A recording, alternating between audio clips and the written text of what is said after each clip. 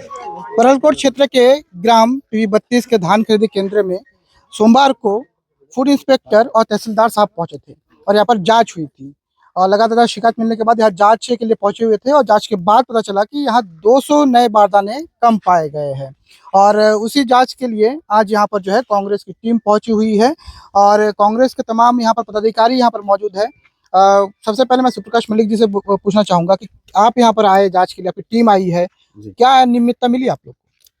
माननीय तहसीलदार द्वारा यहाँ पे जांच किया गया था सोमवार को और 200 नया बारदाना कम पाया गया था। तो उसी को देखते हुए हमारी जांच टीम तैयार की गई थी। प्रदेश और जिला स्तर पे हमें यहाँ भेजा गया, हमने भी आया यहाँ देखा।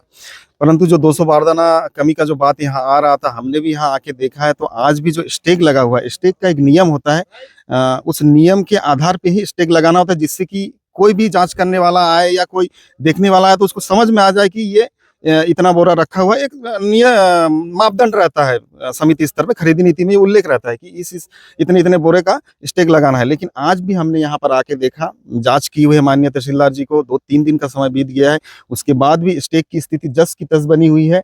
और ना ही इसको आप गिनती कर सकते हैं, ना ही नीचे देखिए, आप थोड़ा सा देख सकते हैं, यहाँ पे पूरा नीचे में बोरा भी वैसे रखा हुआ है, तो गिनती करना कतई संभव नहीं है। तो इससे कहीं ना कहीं जो बारदाने में कमी की जो बात आ रही है, ये कहीं ना कहीं सच होता हुआ दिख रहा है और ये सच ही है। 2019 में पुरुषोत्तम नगर धान खरीदी केंद्र में 118 बारदाने कम पाए गए थे और मौके पर वहाँ टीम भी पहुंची हुई थी। टीम पहुंचने के बाद तत्काल FIR दर्ज करवाया गया था। तब कांग्रेस की सरकार थी, अब भाजपा की सरकार है, 200 बारदाने कम है, तो अब क्या इन पर कार्रवाई होगी, क्या लगता है आपको? एक अच्छा सवाल है। मैं तो ये कहना चाहूंगा कि तब तात्कालिक जो हमारे कलेक्टर महोदया थी सम्मी आबिदी जी थी और उन्होंने आया चाक चौवन व्यवस्था के साथ यहाँ पे आया और उन्होंने कमी पाते ही तत्काल FIR दर्ज कराया। तो निश्चित तौर पर अभी वो प्रभारी है, कांकेर जिला की प्रभारी सचिव है और उसी विभाग का, तो अभी तो उनके ऊपर ज्यादा जिम्मेदारी है। मैं चाहूंगा कि आप उन तक ये खबर पहुंचाए और वो देखे कि अभी भी स्थिति परलकोट में धान खरीदी में जस की तस स्थिति बनी हुई है और आज भी बारदाना कम पाया जा रहा है, लेकिन उसके बाद भी इसमें लीपा पोती कहीं ना कहीं किया जा रहा है।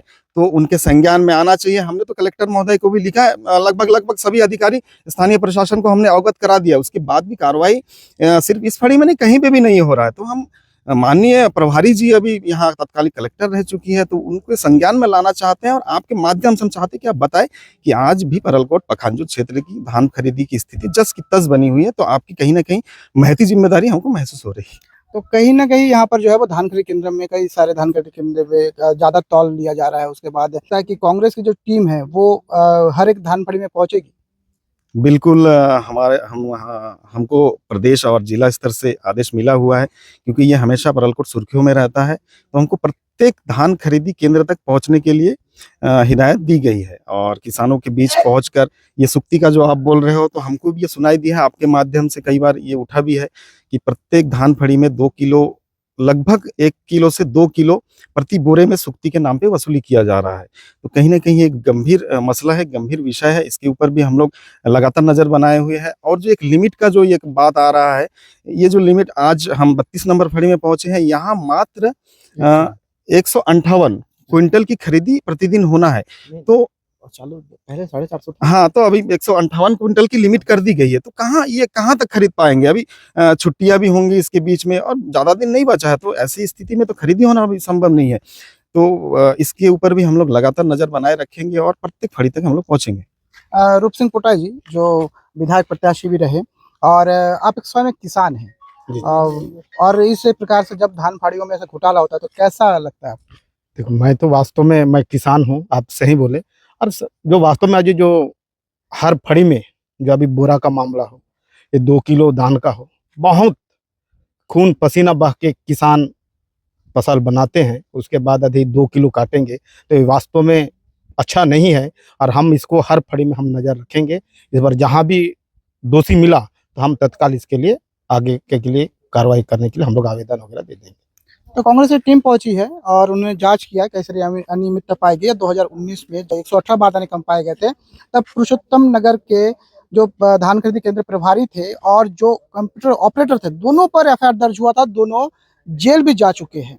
और उसके बाद अब यहाँ 200 नए बारदाने कम पाए गए हैं, पर इन पर ना तो एफआईआर दर्ज हुई है, ना किसी प्रकार की कोई कार्रवाई हुई है। वाकई ये जो कार्रवाई है वो संदेह के घेरे में है। अब आगे देखने वाली बात ये होगी, क्या इस फड़ पर कोई कार्रवाई की जाती है या ये फड़ भी इसी प्रकार से धान खरीदी जो केंद्र है उसमें अनियमितता से चलती रहती है।